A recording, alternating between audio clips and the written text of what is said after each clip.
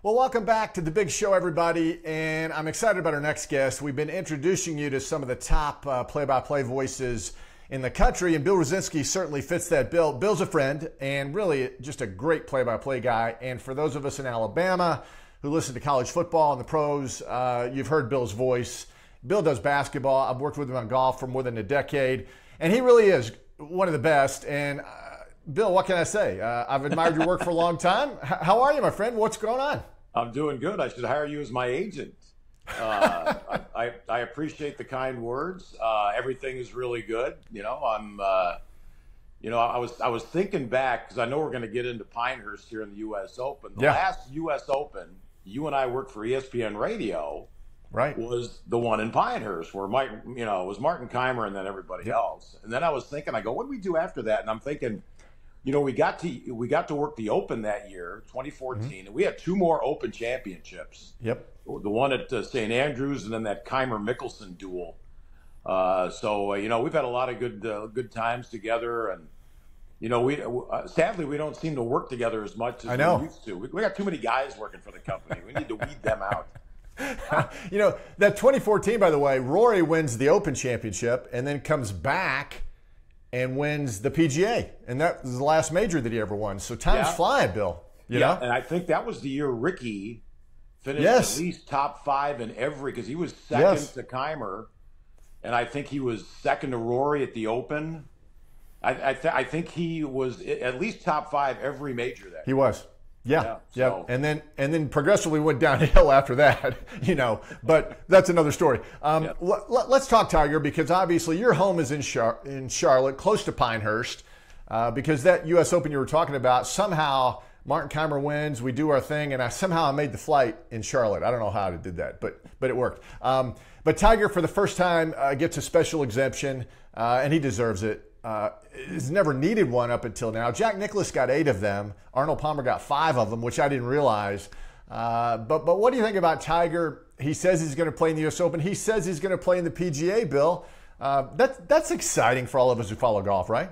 Sure it is. And he's still the straw that stirs the drink. Yeah. I think I don't know if he'll ever win another major. Now, Pinehurst might not be too bad for him because it's not a real hilly golf course. I mean, it's from what I remember, the last time when we were there, they supposedly put it back to its original, natural foundation with all that. There was so much sand. I mean, you and I were covered with dirt every day, and the fans couldn't get 10. The rope lines were 5 miles from the fairways. I hope they've changed that a little bit. But I think, Pinehurst is probably the type of golf course where if he can go for 4 days, he might have a chance. Now, I'm not, I don't think he's going to win the golf tournament. I don't think he'll ever win another major based on what we've seen so far and his inability to stay really healthy for 4 days. So, but Tiger should get an exemption into anything he wants to get into for the rest of his life, I think. And I think Bill, the tour would be happy to do it, too. Yeah. It's interesting, and I didn't realize this. I'd forgotten, actually. Remember when Payne Stewart beats Phil Mickelson at Pinehurst, and there's a statue there. Tiger was 2 shots back. And I had forgotten that. And then in 2005, when Michael Campbell, the guy from New Zealand, wins the U.S. Open, Tiger finishes second. So he's actually played really well at Pinehurst. Didn't play the last time. Stranger things have happened, right? And I think he's motivated after what happened at the Masters. He makes the cut and then kind of limped home those last 2 days. Yeah. So, and there'll be, he's still, despite as good as Scotty Scheffler has played this year and some other guys who played for the previous years, he's still the draw. He's the guy that people want to go see. So happy he's in it. We'll see how he plays, and if he can be in contention on the weekend, maybe the TV ratings might go up. Yeah, that's a whole nother episode of our show. Hey, let me ask you this. With Wells Fargo coming up, obviously, that's your hometown, Charlotte, and Quail Hollow is a diamond. It's one of the best layouts in the country, in the world, really. Wells Fargo, though, going away as a sponsorship after this year. It is a signature event. Which is always, I find curious. It's the week before a major, and the other signature that you were at, the RBC Heritage, was the week after the Masters. But anyway, what do you make of Wells Fargo? I mean, that's your hometown. They're going away. What's the future of that event, Bill? Well, sadly, I think the big reason they left was because of the increased purse required by sponsors to host a signature event. And I think they balked at, now they're doing it this year. And next year, the PGA Championship is going to be in Charlotte. So I don't know where this golf tournament that we know as the Wells Fargo Championship, at least this year, where it's going to be next year. It's been played in Wilmington one time. They've gone up to Avenel outside D.C. to play it a couple of times when there's been a major or a President's Cup in Charlotte. I think, knowing what I know about the people that run that club, led by Johnny Harris, there is not a doubt in my mind they've got somebody waiting in the wings to pick up the tab and become a major sponsor. Now, there was some scuttlebutt by some people in Charlotte saying maybe the people at Quail Hollow would rather just do majors. We'll host a PGA. Let's get another President's Cup back. Let's try to get a Ryder Cup. Can we get a U.S. Open? I mean, it's certainly a golf course that could host a U.S. Open as well, and obviously the PGA. Yes. So there was that, but I think they like they like being in the limelight every year. It's great for the city of Charlotte. I think the people at Quail really deep down like it, even though you have to lose your golf course for a while. So I'm thinking soon, and I don't think it'll happen. They don't want to take anything away from Wells Fargo next week and their sponsorship. But I would assume as soon as that tournament's over, within the next week or so, we might hear who the new sponsor is. Wow. Well, that'd be big news. And obviously the signature events, all the big names will be at Quail, and they should be. I mean, that is one of the special stops on the PGA Tour. So we'll see what happens. All right, Bill, got to talk football because we love golf, right? But I know how much you love football. And let's go back. You were on the broadcast team for the Atlanta Falcons. When Jerry Glanville was there, you had a lot of stops along the way. And I know the Falcons hold a special place in your heart. I think you're a season ticket holder still. Got to get your perspective on the Kirk Cousins deal. I mean, he signs this massive contract coming off the Achilles tear.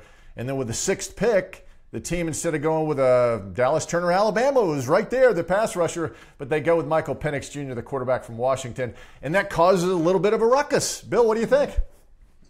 Well, I think I guess they didn't call Cousins until they were on the clock. Right. They said, hey, look, we're going to take Michael Penix. Right. They're paying the guy enough money that, okay, maybe they should have called him sooner. Like, if somebody's available at the QB spot, we might take him. But they let him know. They're paying him a lot of money. Go out and play, win some football games. And from what I understand, he has reached out to Penix and said, hey, look, I'm here. That's the type of guy Kirk Cousins is. I don't think this is going to be a problem at all for the Falcons. I was surprised they did not grab. I mean, they've gone offense the last 4 or 5 years in the first round. Yeah. Bijan Robinson last year, Pitts. You go down the list of guys they've taken. And I thought they might go defense. I thought they might go offensive line. They didn't do either. I've given up, Dougie. I've worked for 2 NFL teams, and I follow the Buffalo Bills because that's where I'm from. I give up trying to figure out draft picks and how good they are.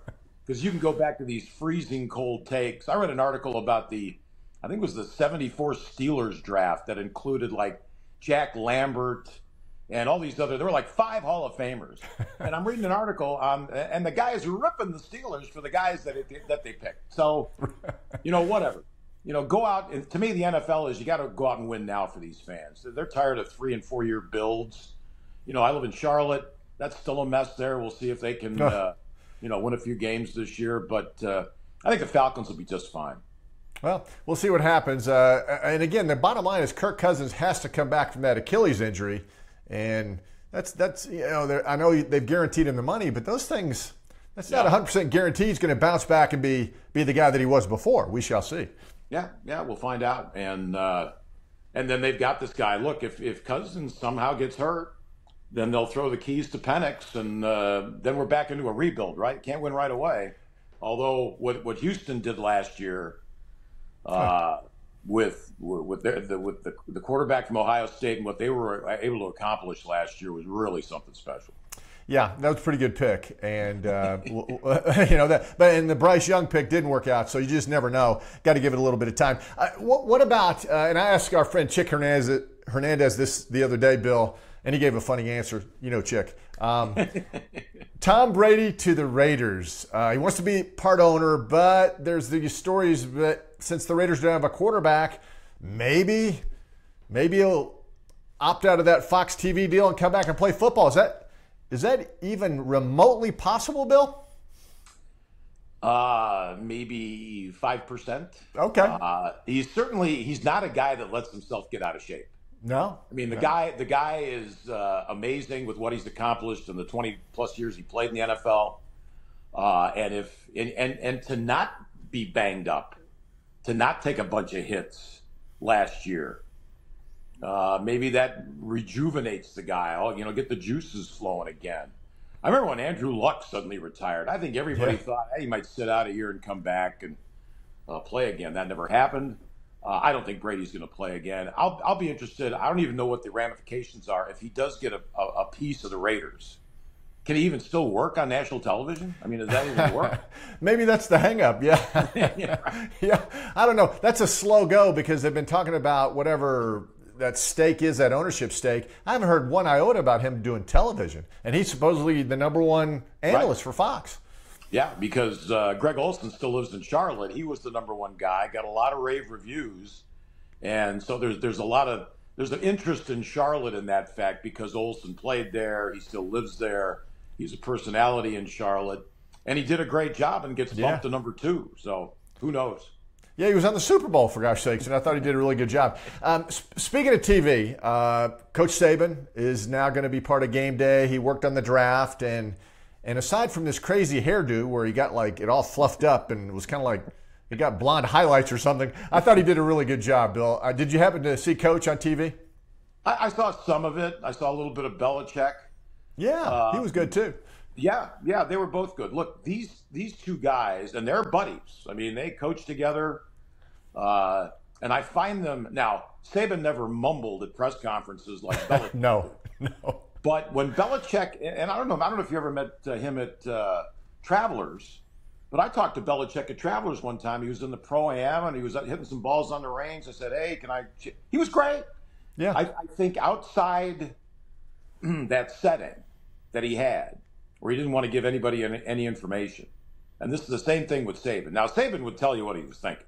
Right. He had his Coke bottle up there, got that plugged in, and then he would tell you what he's thinking. But both guys have so much knowledge, especially and Saban, with the college players that he scouted out of high school. So he's going to know a lot of these guys. And Belichick too. I mean, involved in so long in the league and the scouting department. I mean, he was like the one-man scouting staff for the Patriots. So I think Saban will be. I don't know. He's going to be on game day, right? Isn't that his? Yeah. Yeah, and I think he'll kind of fill the role of Coach Corso, who has a very limited role, and he'll be a new voice. Which I love the show. I love college football, but I think it needs a new voice. I know Pat McAfee is kind of the different guy. He comes out of left field. But I think Saban I think he'll add a role that they desperately need. Yeah, I think you're right. As long as he's not refrained from telling us what he thinks. Right. Whether it's about a play that was called, a coaching move that was made, whatever.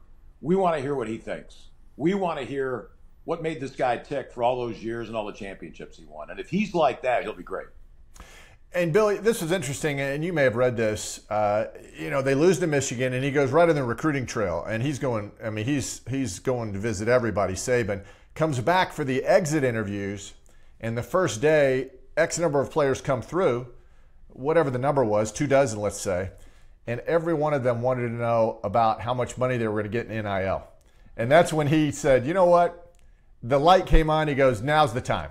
Now's the time to walk away. And that's why it was so abrupt. And to me, that was a very telling story about where we are in this crazy game of college football. Hey, look, I think my grandson has a scholarship to play at North Carolina. He went there. He enrolled in January. He's a freshman. And I will tell you, I don't think I'm giving away secrets. Mac Brown told a lot of these guys. Mac Brown's the head coach of Carolina. And he told all these recruits coming in, he goes, look, you want to go somewhere and make $2 million or $3 million in an NIL deal, be my guest. He goes, we're going to take care of you, but there's only so much to go around. And if that's what you want, I got no problem with you guys leaving. Get in the transfer portal, get out. Or if you're a freshman trying to come in and we're not offering enough money, I don't want you here. I want you here because you want to be here. You want to play football. You want to learn the game, et cetera, et cetera. So it was interesting. They had their spring game. And after the spring game, Mac met with the parents, my son and daughter-in-law among them. And he told them, he says, look, all the parents, he told them, he says, look, we're going to have exit interviews with all the kids. We're going to work out in the summer. And he goes, I'm going to tell them if they're going to be on the travel team, where they rank, if they're fourth string. And he goes, if they're not happy, I don't want them coming to you being unhappy, and then you're not happy, and then I'm not happy. He goes, so look, if you don't like what you're hearing, go somewhere else. I'm giving you that opportunity. And I think that's, that's why, Coach K got out of it. Roy Williams, all these guys, they saw the handwriting on the wall with all this. And it's a mess. I don't know how it changes. The cat's out of the bag, as they say. Well, and I have to ask you this before I let you go, because you have great stories. And obviously, we talked about your time with the Falcons. Jeff Van Note was your analyst, the great Hall of Fame center from the University of Kentucky, by the way. And with the Panthers, you worked with the great Roman Gabriel, who passed away recently, and one of the great all-time names in sports, Roman Gabriel, right? And I still have his football card. And he was a great player himself with the Rams. Well, tell me a Roman Gabriel story, Bill, because he really was one of my favorites. And for the young people listening, Google Roman Gabriel, because he really was he was really a special guy in National Football League history.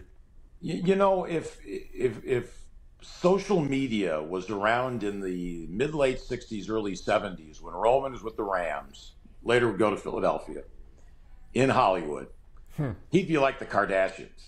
I mean, this guy did commercials, he did TV shows, he did movies. He was very unique. Doug, one of the best nights I ever spent in my life, because I had worked at Westwood One with Jack Snow. Jack would later become the analyst for the LA Rams. They moved to St. Louis. Right. And so I knew Jack. And here I am. And when I found out I was working with Roman Gabriel, I'm like going, wow, I used to watch him on TV, those 4 o'clock games on Sunday. Right. There was only, there were the Rams and the Niners playing out on the West Coast, and Roman was always featured in those games. So I was like a kid. Now, he was 12 years older than I was, but I was still in awe when I walked up and said hello. He was a big guy. He was like 6'4", 6'5". He was a huge man. And I remember we went out to dinner in St. Louis. It was Jack Snow, Roman, and me. We walk into this restaurant, and literally the restaurant stops. Because they kind of recognized Jack, and I think a lot of people recognized Roman. And the three of us sit down at this table for dinner. 2 hours, I never said a word. I listened to those two guys tell stories about George Allen, working in Hollywood. Roman was telling me about, he was in a movie called The Undefeated with John Wayne and Rock Hudson. Wow. And he would say, the Duke had all those, the same guys were in all the Wayne movies, it was the same cast of characters, And he said at night, the Duke would have his boys, they'd be out in the desert, and they'd be camping and hooting and hollering. He goes, and Rock and his friends were over on the other side, and they were having their own little celebration over there. But they told me great stories. Roman was a great analyst. And I remember we were doing a game in St. Louis, as a matter of fact, and he kept calling for this one play to be run. And they would never run it. So finally they run this play, and the guy named, I think his last name was Turner, wide receiver for the Panthers, makes this catch in the end zone, and he just yells out, "About time! It's about time they called that play. I've been calling for this play for weeks." And he was that type of guy. He was, and it was really interesting because I did 7 years with him. And the last season we did was 2001, when the Panthers won one game. They won their first, lost 15 in a row. Wow. And then we got into July of that next year. They hired John Fox to come in. Seifert got fired. And it was like early July, and Roman just sent a note to the team, "Hey, I'm not coming back." Wow. I didn't even hear from him. And he's out on the east coast of North Carolina, Wilmington area, Charlotte over there. And that's where he spent the rest of his days. And I don't know if he used to have a lot of charity golf tournaments, all right? And I would play in these charity golf tournaments every summer. You talk about, he tried to get the most money out of everybody. So we played in sixums, okay? You can imagine what a charity golf tournament is like with a foursome or fivesome. A slow go, yeah. Yes. So sixums, and what you would do was you'd be one team, but then you'd divide into two teams of three. You would each play. Somebody would hit a tee shot. Well, you'd all hit tee shots.